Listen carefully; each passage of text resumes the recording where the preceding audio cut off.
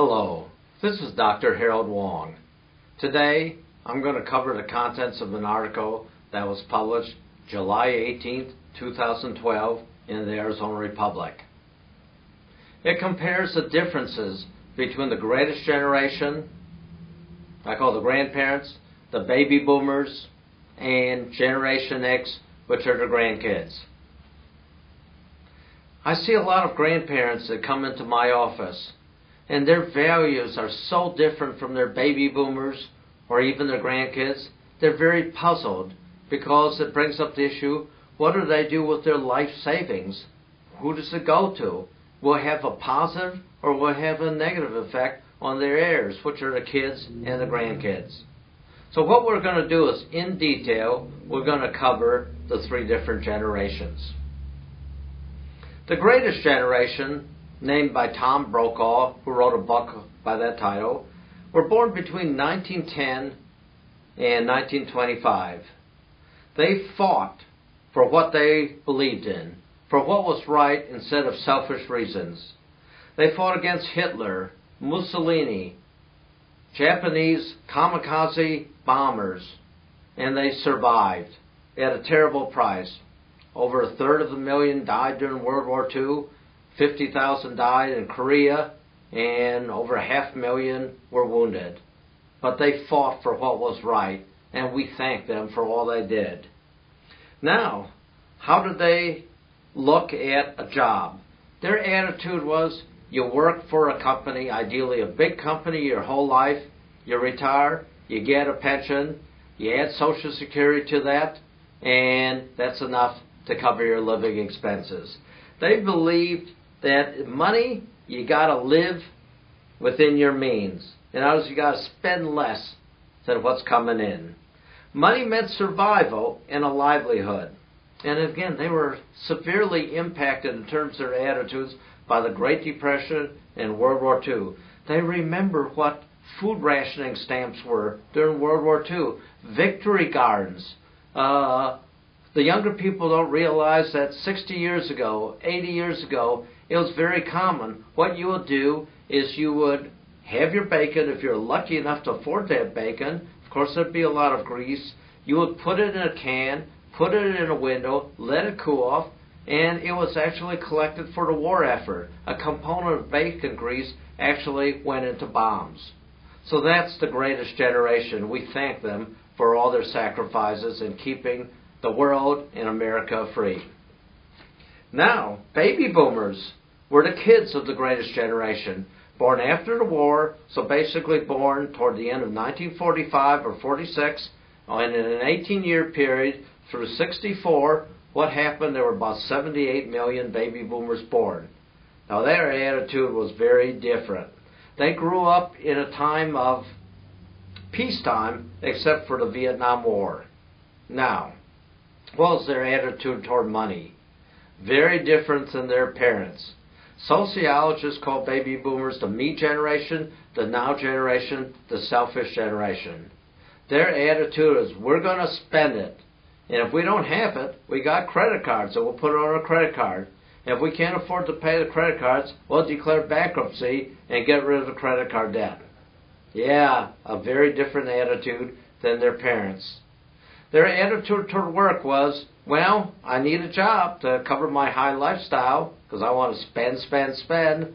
So when I lose my job, I'll go find another company and I'll work for them.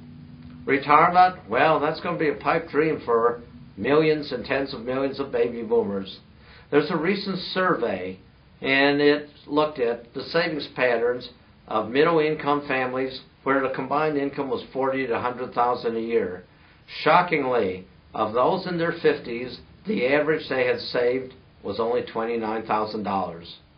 So, really, the only salvation, the only hope for a decent retirement for millions or over 10 million baby boomers is going to be inherit what the greatest generation leaves them.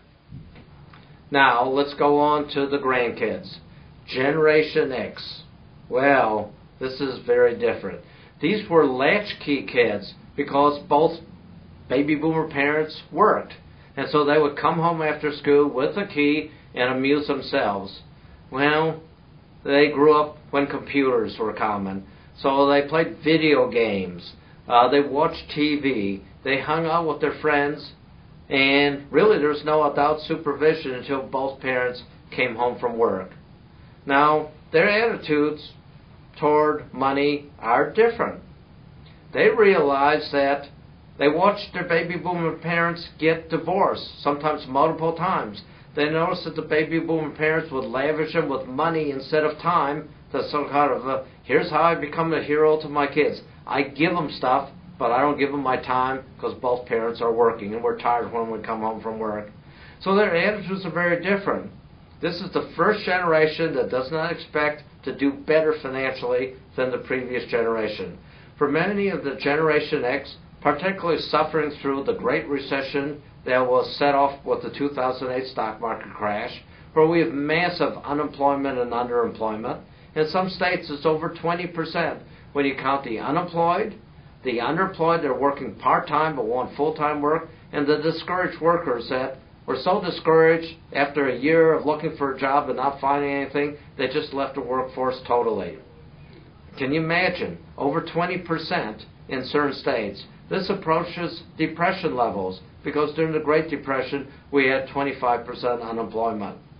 So for many in Generation X, their work is composed of working freelance for 2 or 3 different companies, part-time assignments with no benefits, no health insurance. Their attitude of money is they know they have to save, and they'll work until they've saved enough to be able to retire. And even then, they want life experience. For many in Generation X, their hobbies or their friends are more important. They don't have that same attitude of their grandparents, where you work for a big company, you do what they say, you keep your nose clean, you don't make waves, and you stay there for 30, 40 years, you retire, you get your gold watch, your retirement party, and the pension. Well, guess what?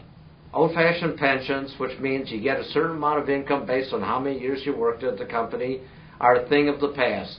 Unless you work for a government unit, baby boomers and Generation X are not going to have any pension at all.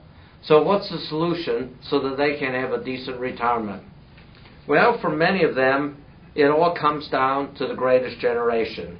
It all comes down to the fact that the greatest generation did save. Many of the people that come into my office have saved $300,000, $600,000, $1 million, even $2 million. That's not going to be enough if they've got 2 kids and they've got 4 grandkids, because now it's divided 6 different ways if everyone got an equal share. So even if someone has saved $1.2 million, divided 6 ways, it's only $200,000 each. But if you can use the multi-generation IRA concept and you add the Roth component, now we can multiply income 2 to 5-fold for our kids and 5 to 10-fold for our grandkids.